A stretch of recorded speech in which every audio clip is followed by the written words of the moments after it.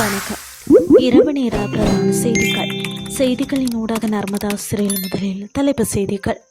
மின்சார சபை மறுசீரமைப்பு பேச்சுவார்த்தை தோல்வி, வேலை நிறுத்தம் தொடரும் என தொழிற்சங்கங்கள் அறிவிப்பு. எரிபொருள் நுகர்வு மக்களுக்கு வெளியான அறிவிப்பு. ஈரான் போரில் இதுவரை ரஷ்யா மட்டுமே வெற்றியாளர், ஐரோப்பிய ஒன்றியம் சுட்டிக்காட்டு. இலங்கை கிரிக்கெட் அணிக்கு நியமிக்கப்பட்ட புதிய தலைமை பயிற்சியாளர். இனி விரிவான செய்திகள். இலங்கை மின்சார சபையின் மறுசீரமைப்பு நடவடிக்கையின் மூலம் உருவாக்கப்பட்ட புதிய நிறுவனங்களின் முகாமைத்துவத்துடன் முன்னெடுக்கப்பட்ட பேச்சுவார்த்தைகள் தோல்வியில் முடிந்துள்ளன. இதன் காரணமாக தமது வேலை நிறுத்த போராட்டத்தை தொடரப்போவதாக மின்சார சபை தொழிற்சங்கங்கள் அறிவித்துள்ளன.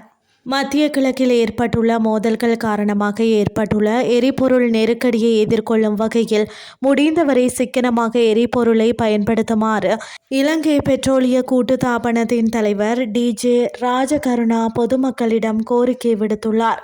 இன்று ஊடகங்களிடம் கருத்து தெரிவித்த அவர், இயன்றவரை எரிபொருள் நுகர்வை குறைப்பதற்கு நடவடிக்கை எடுக்குமாறு கேட்டுக்கொண்டார்.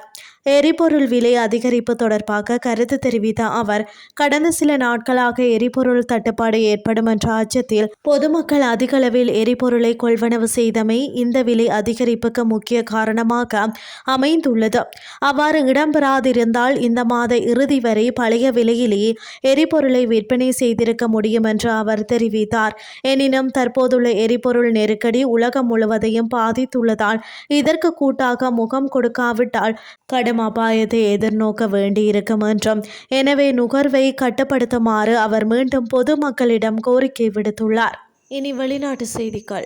ஈரான் மீதான அமெரிக்க இஸ்ரேலிய போரில் இதுவரை ரஷ்யா மட்டுமே வெற்றி பெற்றுள்ளதாக ஐரோப்பிய ஒன்றிய தலைவர் அண்டோனியோ கோஸ்டா தெரிவித்துள்ளார். எரிசக்தி விலைகள் உயரும் போதும் உக்ரைனுக்கு எதிரான அதன் போருக்கு நிதியளிக்க புதிய வளங்களை பெறுகிறது என்று பிரசல்ஸில் ஐரோப்பிய ஒன்றிய தூதர்களுக்கு ஆற்றிய உரையில் கோஸ்டா கூறினார். உக்ரைனை ஆதரிப்பதற்காக அனுப்பப்பட்டிருக்கக்கூடிய இராணுவ திறன்களை திசை திருப்புவதன் மூலம் அது லாபம் ஈட்டுகிறது.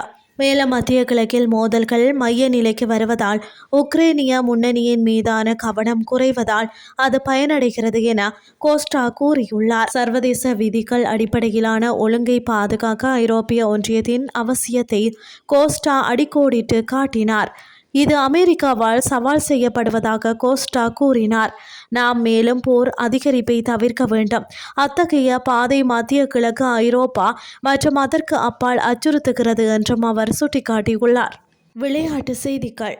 இலங்கை கிரிக்கெட் முன்னாள் தென்னாப்பிரிக்க கிரிக்கெட் வீரர் கெரி கிறிஸ்டனை இலங்கை ஆண்கள் தேசிய அணியின் புதிய தலைமை பயிற்சியாளராக நியமித்துள்ளது.